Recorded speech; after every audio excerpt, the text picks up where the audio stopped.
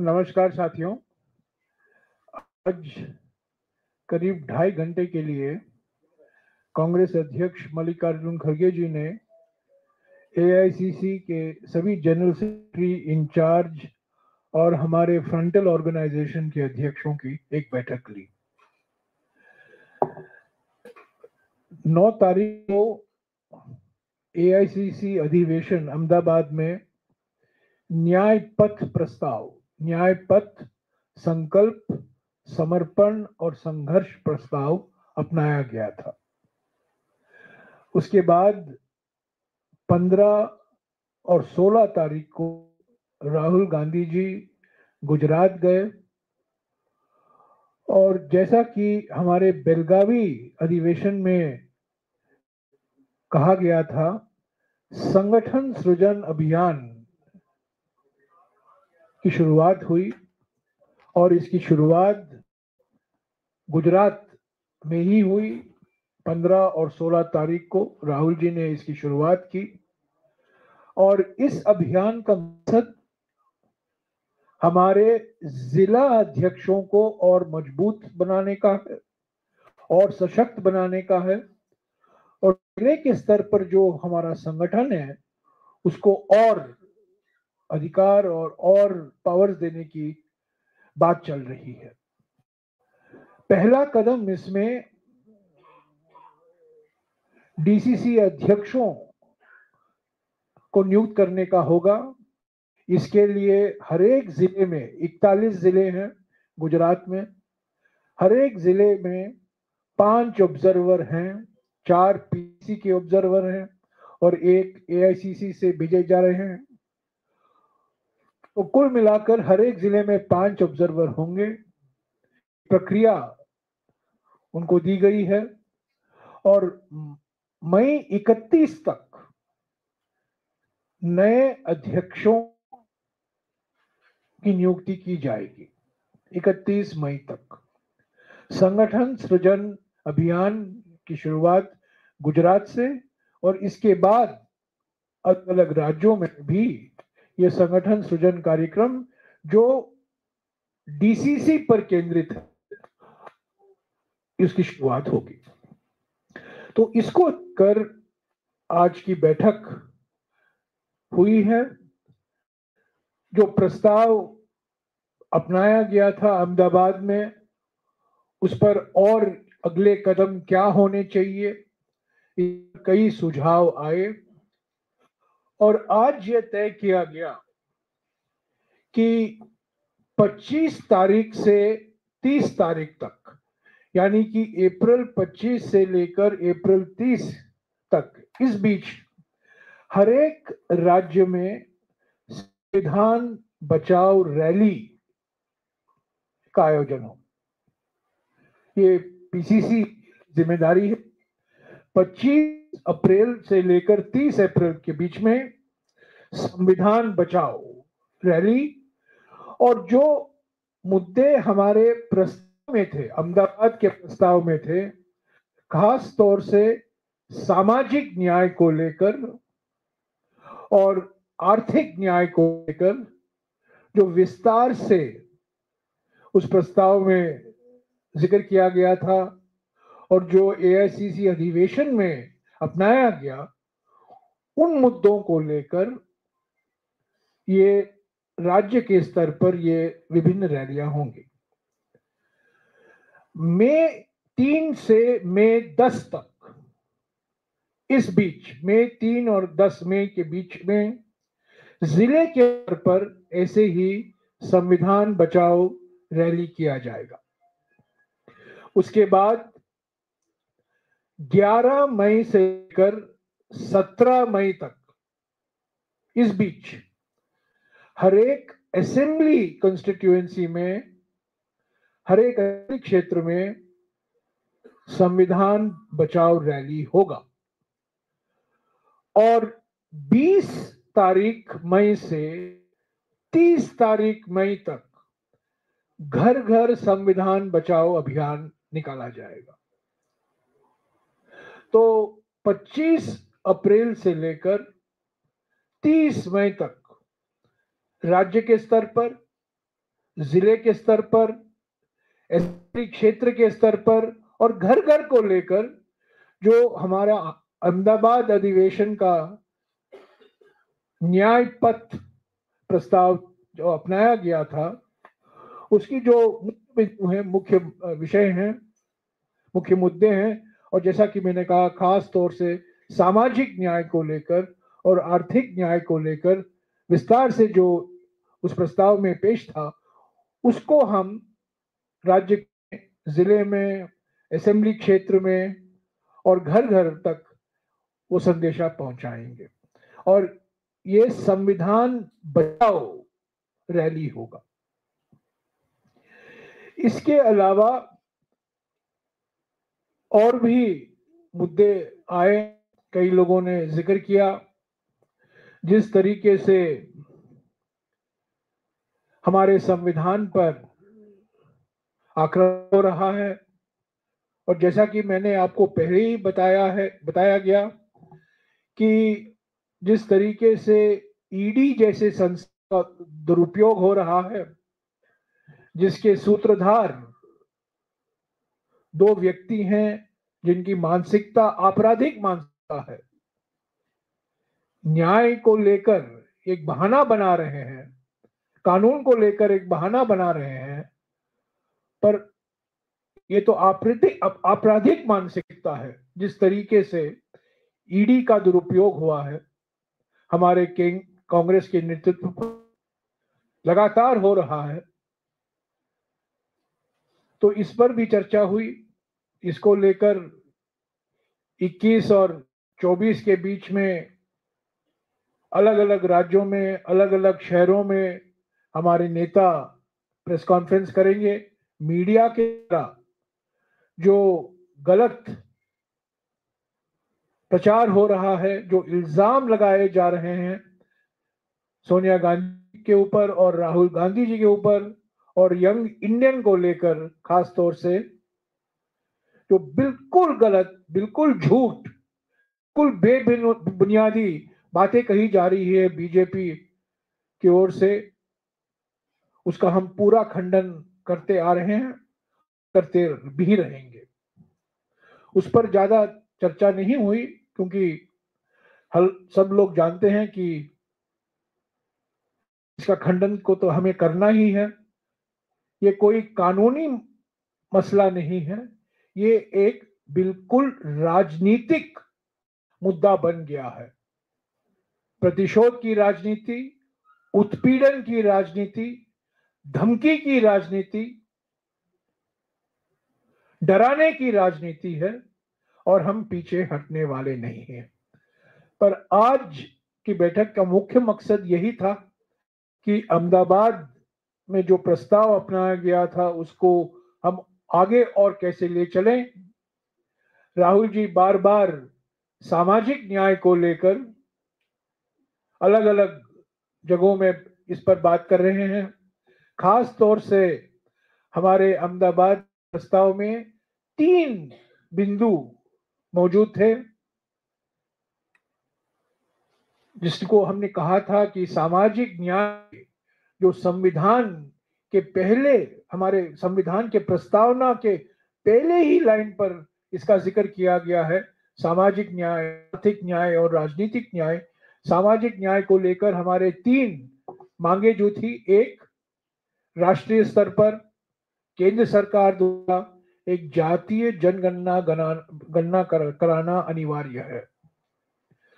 दूसरी बात, जो अनुच्छेद 15 है जो 2006 में शामिल किया गया था हमारे संविधान में, जिसके द्वारा अनुसूचित जाति, अनुसूचित जनजाति और ओबीसी युवकों को शैक्षिक संस्थाओं में, निजी शैक्षिक संस्थाओं में आरक्षण दिया जा सकता है, उसको भी लागू करने की मांग की गई है। और तीसरी बात, जो 50% सीमा लगाई गई है 1962 में, यह संविधान में नहीं है, यह सीमा सुप्रीम कोर्ट ने तय किया था 1962 में और बार बार दोहराया गया है। संविधान संशोधन द्वारा ये 50% सीलिंग हटाने की मांग है, ये हमने प्राथमिकता होगी। आर्थिक न्याय को लेकर जो मुद्दे हमने रखे हैं, खास तौर पे एमएसपी को लीगल गारंटी, स्वामीनाथन फॉर्मूला, लागत के ऊपर 50% बढ़ाकर एमएसपी उसी स्तर पर तय करने की जो फॉर्मूला स्वामीनाथन जी ने दिया था उसको लागू करने की मांग की है। ऋण मुक्ति के लिए एक ऋण मुक्त कार्यक्रम जैसा कि 2008 में यूपीए सरकार के समय लागू किया गया था, उसकी मांग हमने दोहराई है।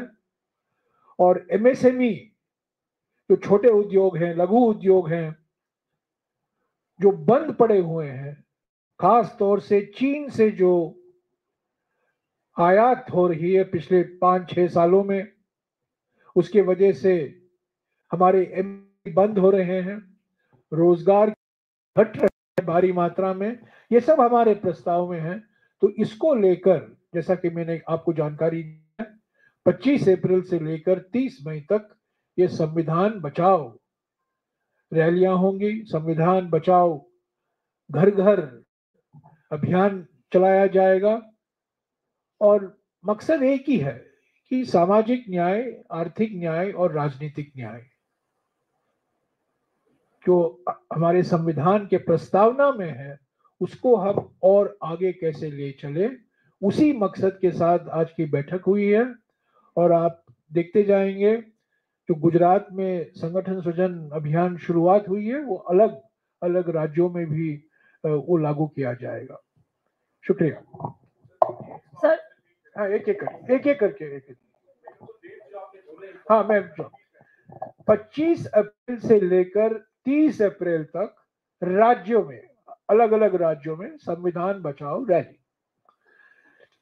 मई 3 से लेकर मई 10 के बीच में जिले के स्तर पर ऐसी रैली हो। 11 मई से लेकर 17 मई के बीच में हर एक असेंबली क्षेत्र में, करीब 4,500 असेंबली क्षेत्र हैं, तो असेंबली क्षेत्र में संविधान बचाओ रैली होंगी। और 20 से 30 मई तक इस बीच घर घर अभियान, संविधान बचाओ अभियान निकाला जाएगा। प्रेस कॉन्फ्रेंस तो सोमवार से शुरुआत होगी।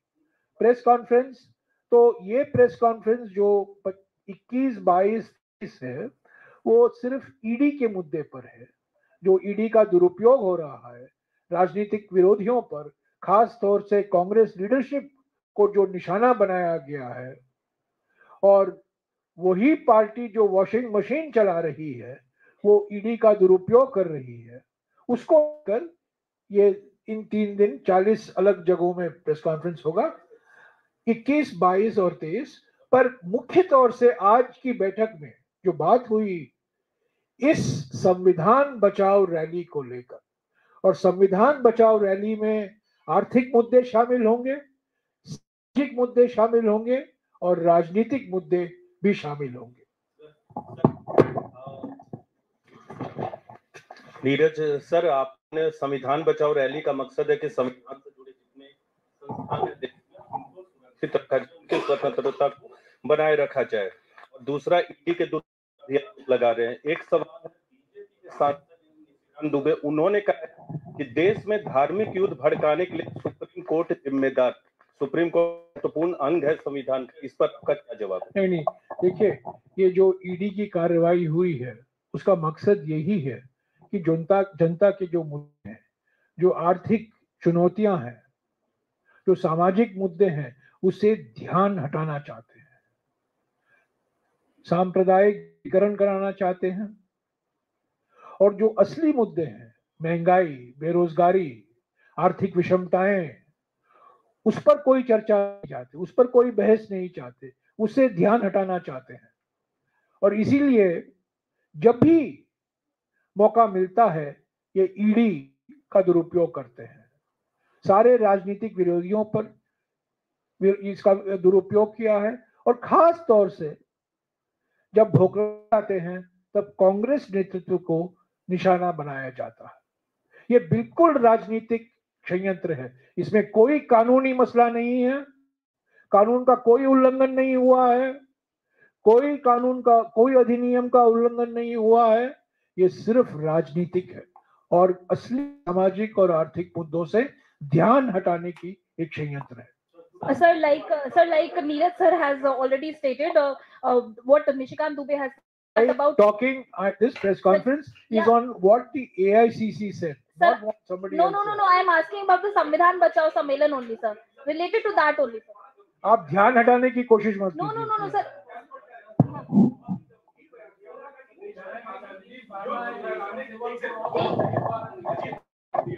अजीत जी बोल रहा हूं सर, आप सुन लीजिए, जरा स्टेटमेंट सुन लीजिए। निशिकांत दुबे ने कहा है कि देश में निशिकांत दुबे पर ये प्रेस कॉन्फ्रेंस नहीं सर, उन्होंने कहा कि सुप्रीम कोर्ट जिम्मेदार है, देश में युद्ध भड़काने के लिए अब सुप्रीम कोर्ट केवल जिम्मेदार है। देखिए, सुप्रीम कोर्ट को कमजोर करने में लगे हुए हैं। सुप्रीम कोर्ट जो अधिकार है, संविधान जो अधिकार देता है सुप्रीम कोर्ट को, उसको काटने में, उसको कमजोर करने में लगे हुए हैं। संवैधानिक पदाधिकारी भी सुप्रीम कोर्ट के खिलाफ बोल रहे हैं, मंत्री भी सुप्रीम कोर्ट के खिलाफ बोल रहे हैं, सांसद भी, बीजेपी के सांसद भी सुप्रीम कोर्ट के खिलाफ बोलने में लगे हुए हैं, क्योंकि सुप्रीम कोर्ट एक ही बात कह रही है, जब आप कानून बनाते हैं संविधान के बेसिक स्ट्रक्चर के खिलाफ मत जाइए। अगर संविधान के खिलाफ है तो इस कानून को हम स्वीकार नहीं कर सकते। कांग्रेस पार्टी चाहती है कि सुप्रीम कोर्ट इंडिपेंडेंट हो, पूरी तरीके से स्वतंत्र हो, निष्पक्ष हो और जो अधिकार उनको संविधान ने दिया है उसका पूरा सम्मान करना चाहिए। ये बिल्कुल साफ है कि एक जानबूझकर अलग अलग आवाजें आ रही हैं और सुप्रीम कोर्ट को निशाना बनाया जा रहा है, क्योंकि सुप्रीम कोर्ट कई मुद्दों पर, इलेक्ट्रल बॉन्ड लीजिए, अभी वक्फ का मुद्दा आया है, इलेक्शन कमीशन का मुद्दा भी लंबित है सुप्रीम कोर्ट में, कई ऐसे मुद्दे हैं जहां सुप्रीम कोर्ट ने कहा है कि जो सरकार ने किया है वो गैर संवैधानिक है, वो संविधान के खिलाफ है। Will you approach high courts again against this National Herald charge sheet? No, let us see what we don't have the charge sheet. This is amazing. We are being accused without a charge sheet, and this is not a charge sheet. It's a lie sheet. It's a lie sheet. I have said so on multiple occasions. Let me say it once again. Young Indian is a Section 8 company. Section 8 under the Companies Act 2013 and Section 25 under the Companies Act of 1956. It's a no-profit company. No profit. It owns no assets. All the National Herald properties are owned by Associated Journals Limited. There is no property owned by Young Indian. Young Indian shares get no income, no sitting fee, no benefit. It's a non-profit company. No law has been broken. This is what the government has done is actually a crime. No law has been broken. These charges are completely false. Completely false. The properties of National Herald continue to be owned by Associated Journals. Let us be very clear on that. And we are, these are the facts. They will come out. Jairam, sir. Let us see first. Let the charge sheet come. Where is the charge sheet? Let's see what happens on the 25th. So but we are very clear. This is not a legal battle. This is a political battle. This is a battle between Satya and Asatya, Satya and Jhoot. This is a political battle. It is a political battle because the BJP wants to divert the people's attention from pressing economic and social issues. And every time the Congress raises issue of census, issue of reservations for scheduled castes, scheduled tribes and OBCs, every time Congress party raises issue of constitution, ED is raised by the BJP. ये chargesheet नहीं है, ये एक झूठ पत्र है, ये chargesheet नहीं है। जो सेक्शन 8 कंपनी है यंग इंडियन, बार बार कहा जाता है कि 2000 करोड़ रुपए की संपत्ति के मालिक बन गया है, बिल्कुल गलत है, बिल्कुल झूठ है, बेबुनियादी है। जो बिल्डिंग है, जो संपत्तियां हैं, वो एजेएल के कंट्रोल में है, एजेएल मालिक है, यंग इंडियन मालिक नहीं है।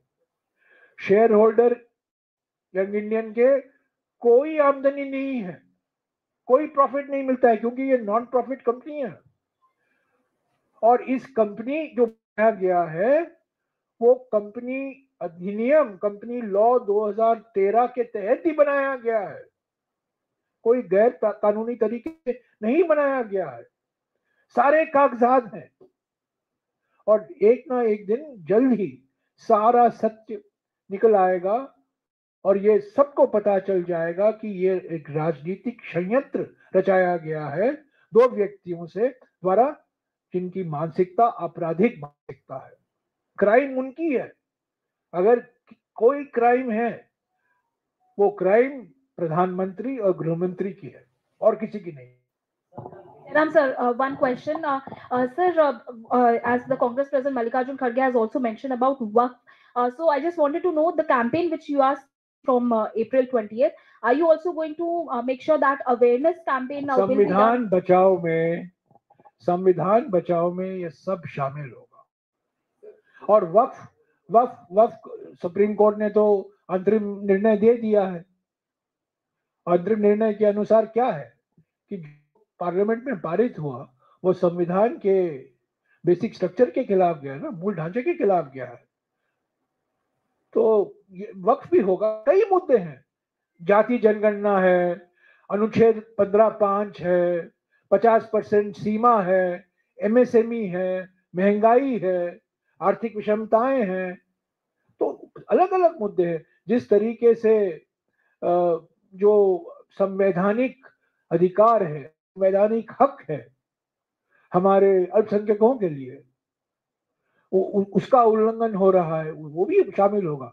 संविधान बचाओ और संविधान के 3 स्तंभ हैं, सामाजिक न्याय, राजनीतिक न्याय और आर्थिक न्याय, और तीनों को लेकर संविधान बचाओ रैलियां और अभियान चलाया जाएगा। One more question regarding the organization. Okay. Sir, सबको एक एक करके I'll come back to you. Sir, national Herald मामले पर सर कल एक minute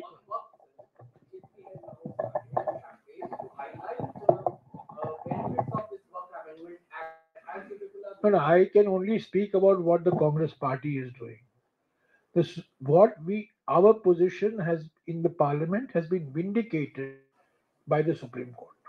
In the interim order of the Supreme Court, I should add, our position has been vindicated.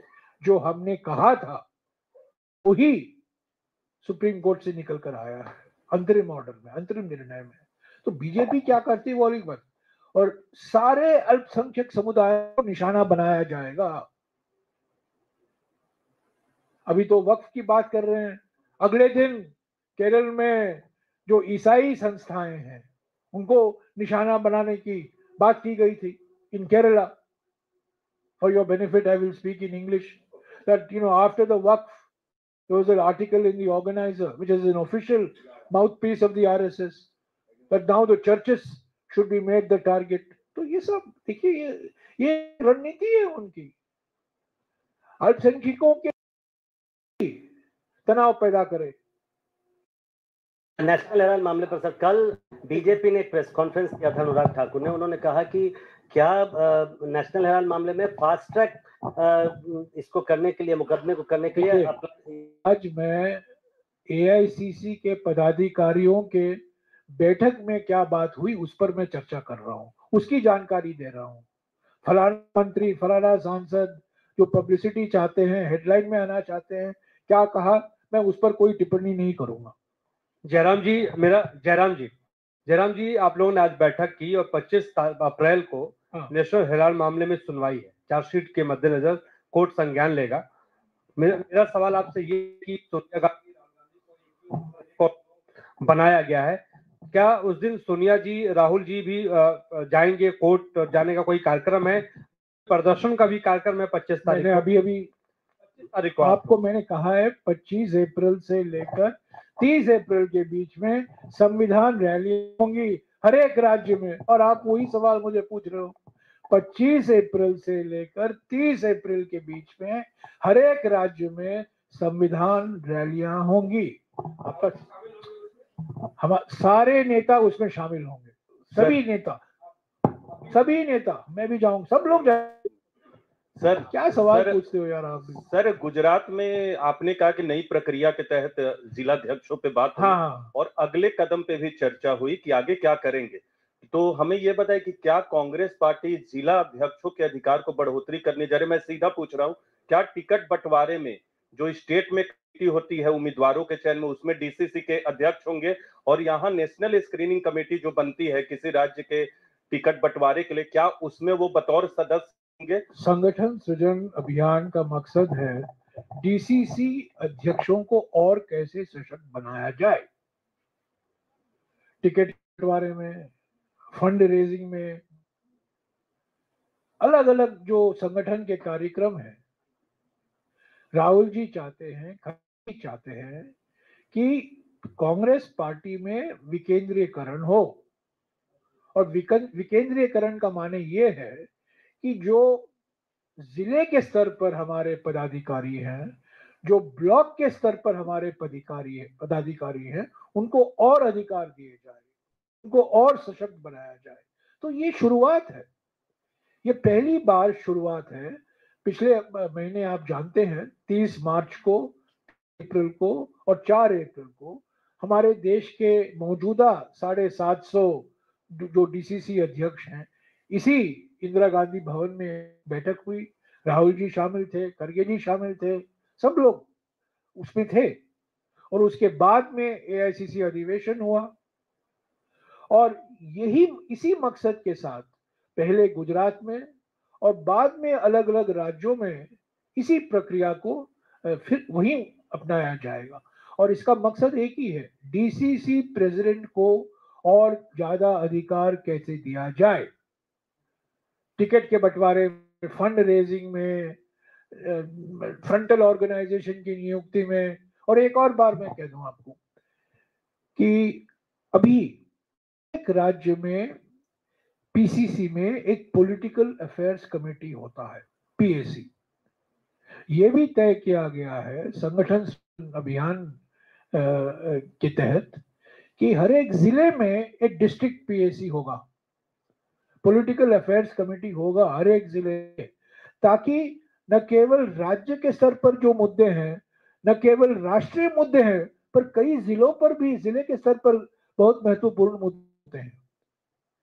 तो इसलिए इस नए प्रक्रिया में एक डिस्ट्रिक्ट पॉलिटिकल अफेयर्स कमेटी की स्थापना की जाएगी, और डीसीसी अध्यक्ष को और सशक्त बनाया जाएगा।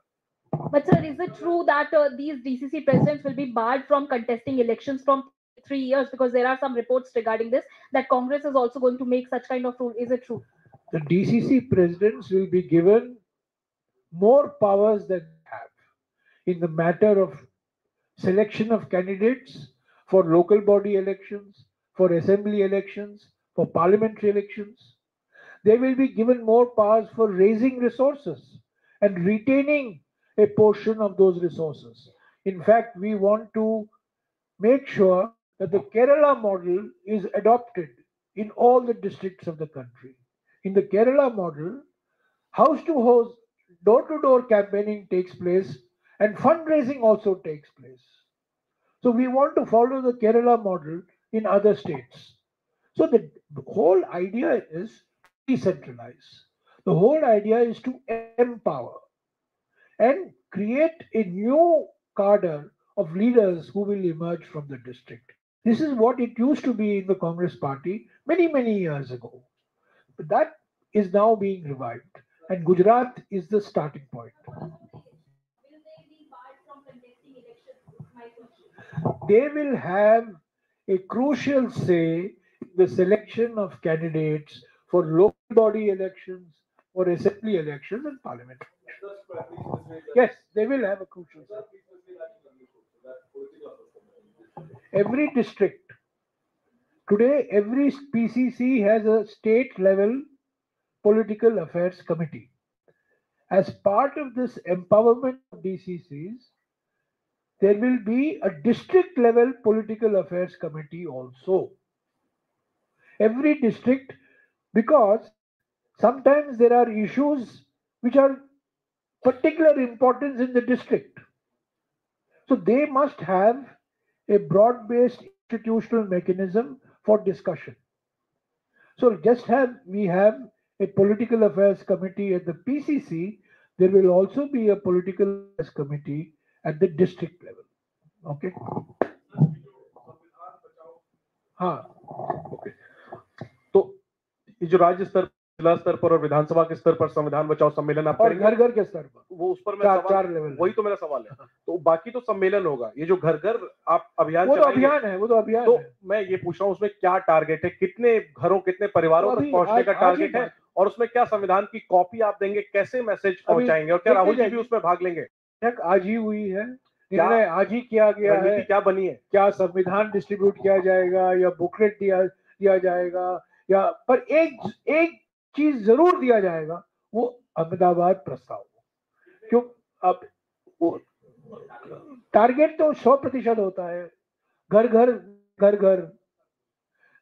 माने घर चुन के घर नहीं, घर माने घर पर हम चाहते हैं कि घर जो हमारा न्याय पथ, संकल्प, समर्पण, संघर्ष प्रस्ताव है, उसमें सारा कुछ दिया गया है, सामाजिक न्याय को लेकर, राजनीतिक न्याय को लेकर, आर्थिक न्याय को लेकर। और हमारा प्रयास होगा कि देखिए, भारत जोड़ो यात्रा के समय, मुझे याद है भारत जोड़ो यात्रा के समय, खास तौर से भारत जोड़ो यात्रा, भारत जोड़ो न्याय यात्रा के संदर्भ में भी हमने प्रयास किया था, पर खास तौर से भारत जोड़ो यात्रा के समय जहां जहां यात्रा निकाला जा रहा था, गुजर रही थी, वहां हमने पूरा प्रयास किया कि डोर भारत जोड़ो यात्रा हम क्यों निकलवा रहे हैं, क्या मुद्दे हैं, और वो कई नागरिक संस्थाएं मिल गई, ऐसे ही तो एनजीओ शामिल हो गए भारत जोड़ो न्याय। तो ये जो आपने पूछा 20 तारीख मई से 30 तारीख मई के बीच में, इसमें हमारे कांग्रेस कार्यकर्ता शामिल होंगे, एनजीओ, नागरिक संस्थाएं शामिल होंगी, जो हमारे कांग्रेस हितैषी हैं, शुभचिंतक हैं, वो भी शामिल होंगे, क्योंकि हम चाहते हैं कि अहमदाबाद प्रस्ताव और संविधान बचाओ का संदेशा घर घर तक पहुंचे। Thank you.